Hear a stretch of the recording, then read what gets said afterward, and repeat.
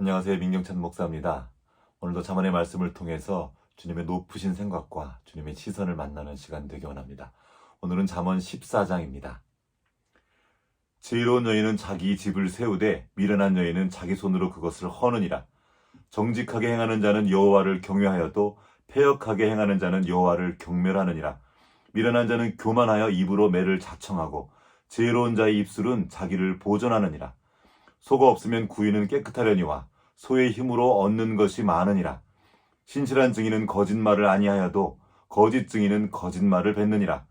거만한 자는 지혜를 구하여도 얻지 못하거니와 명철한 자는 지식 얻기가 쉬우니라. 너는 미련한 자의 앞을 떠나라. 그 입술에 지식 있음을 보지 못함이니라. 슬기로운 자의 지혜는 자기 길을 아는 것이라도 미련한 자의 어리석음은 속이는 것이니라. 미련한 자는 죄를 심상히 여겨도 정직한 자 중에는 은혜가 있느니라. 마음의 고통은 자기가 알고 마음의 즐거움은 타인이 참여하지 못하느니라. 악한 자의 집은 망하겠고 정직한 자의 장막은 흥하리라. 어떤 길은 사람이 보기에 바르나 필경은 사망의 길이니라. 웃을 때에도 마음에 슬픔이 있고 즐거움의 끝에도 근심이 있느니라. 마음이 굽은 자는 자기 행위로 보응이 가득하겠고 선한 사람도 자기 행위로 그러하리라. 어리석은 자는 온갖 말을 믿으나 슬기로운 자는 자기 행동을 삼가느니라. 지혜로운 자는 두려워하여 악을 떠나나 어리석은 자는 방자하여 스스로 믿느니라. 노하기를 속해하는 자는 어리석은 일을 행하고 악한 계교를 꾀하는 자는 미움을 받느니라. 어리석은 자는 어리석음으로 기업을 삼아도 슬기로운 자는 지식으로 면류관을 삼느니라. 악인은 선인 앞에 엎드리고 불의한 자는 의인의 문에 엎드리느니라. 가난한 자는 이웃에게도 미움을 받게 되나 부유한 자는 친구가 많으니라. 이웃을 업신여기는 자는 죄를 범하는 자요 빈곤한 자를 불쌍히 여기는 자는 복이 있는 자니라. 악을 도모하는 자는 잘못 가는 것이 아니냐? 선을 도모하는 자에게는 인자와 진리가 있으리라. 모든 수고에는 이익이 있어도 입술의 말은 궁핍에 이를 뿐이니라. 지혜로운 자의 재물은 그의 면류관이요 미련한 자의 소유는 다만 미련한 것이니라. 진실한 증인은 사람의 생명을 구원하여도 거짓말을 뱉는 사람은 속이느니라. 여호와를 경외하는 자에게는 견고한 의뢰가 있나니 그 자녀들에게 피난처가 있으리라. 여호와를 경외하는 것은 생명의 셈이니 사망의 그물에서 벗어나게 하느니라. 백성이 많은 것은 왕의 영광이요 백성이 적은 것은 주권자의 패망이니라. 노하기를 더디하는 자는 크게 명철하여도 마음이 조급한 자는 어리석음을 나타내느니라. 평온한 마음은 육신의 생명이나 시기는 뼈를 썩게 하느니라. 가난한 사람을 학대하는 자는 그를 지으신 이를 멸시하는 자요 궁핍한 사람을 불쌍히 여기는 자는 주를 공경하는 자니라. 악인은 그의 환난에 엎드려져도 의인은 그의 죽음에도 소망이 있느니라. 지혜는 명철한 자의 마음에 머물거니와 미련한 자의 속에 있는 것은 나타나느니라. 공의는 나라를 영화롭게 하고 죄는 백성을 욕되게 하느니라. 슬기롭게 행하는 신하는 왕에게 은총을 입고 욕을 끼치는 신하는 그의 진노를 당하느니라. 아멘. 오늘은 생명의 길 사망의 길이라는 제목으로 말씀을 나누겠습니다. 오늘의 말씀은 잠언 14장 12절 말씀입니다. 어떤 길은 사람이 보기에 바르나 필경은 사망의 길이니라. 오늘 말씀을 좀 더 쉽게 이해하기 위해서 말씀 한 구절을 더 보겠습니다. 사사기의 마지막 절 말씀입니다. 그때 이스라엘에 왕이 없으므로 사람이 각기 자기 소견에 오른 대로 행하였더라. 사사시대의 사람들은 자기 소견에 오른 대로 행했습니다. 일부러 나쁜 짓을 한 게 아니라는 말입니다. 그러나 그들의 그 옳은 소견은 그 시대 전체를 어둠으로 가득한 사망의 길로 인도했습니다. 많은 때 우리를 사망으로 인도하는 길은 우리 눈에 보기 좋게 보이는 길입니다. 많은 사람들이 자신들의 옳은 소견을 따라서 사망의 길로 달려갑니다. 내가 보기에 좋다고 좋은 길이 아닙니다. 그 길을 주님 앞에서 살펴보아야 합니다.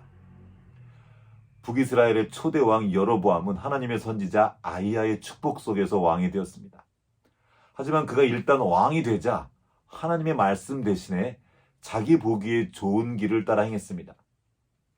하나님의 법에 의하면 모든 이스라엘 남자들은 1년에 3차례 남유다에 위치한 예루살렘 성전에서 제사를 드려야 했습니다. 그러나 여로보암은 만약 그대로 두면 백성들이 자신을 떠나서 다시 다윗의 집으로 돌아갈 거라 생각했습니다.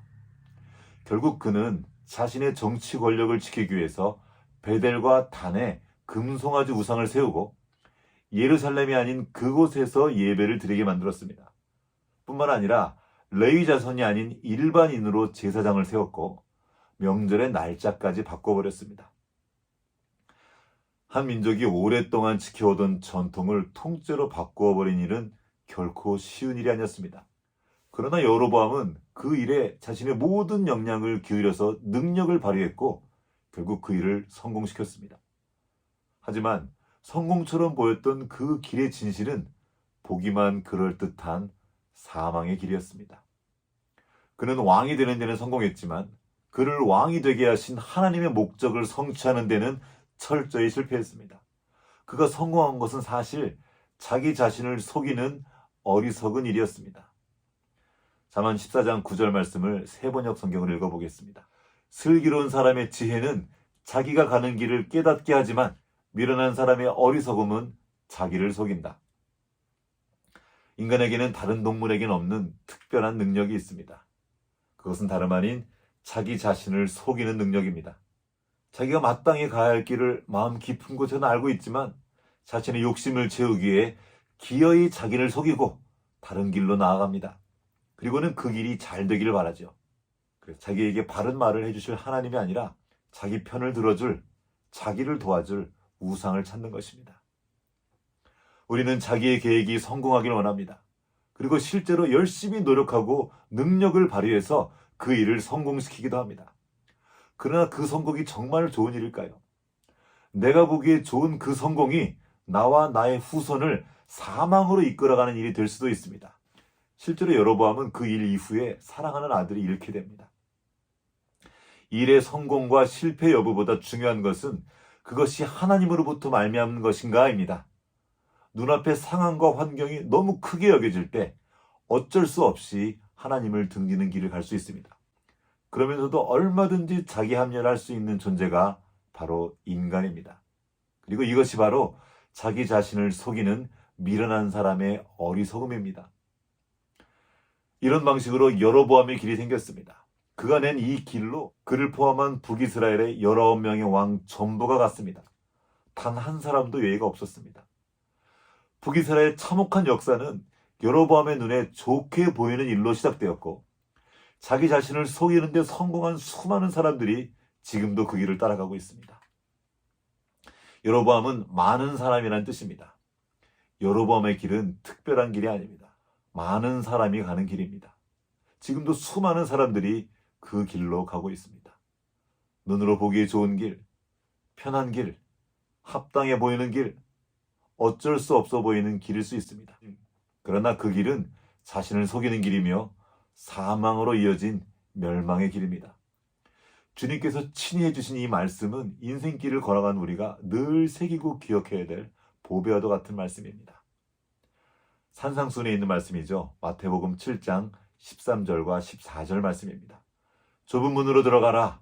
멸망으로 인도하는 문은 크고 그 길이 넓어 그리로 들어가는 자가 많고 생명으로 인도하는 문은 좁고 길이 협착하여 찾는 자가 적음이라. 주님께서 우리에게 은혜를 베푸셔서 내가 보기에 좋은 길이 아니라 주님 보시기에 좋은 길로 인도해 주시기 원합니다. 잠언은 이를 위한 지혜를 계속 알려주고 계시죠. 내가 안다 여기고 본다 여기지 말고 매 순간 주님께 들으며 그 인도하심을 따라가라고 안내해 주십니다. 오늘도 겸손히 주님께 들으며 주님께서 먼저 가신 길, 생명으로 이어진 그 길 위에서 함께 발견되기 원합니다.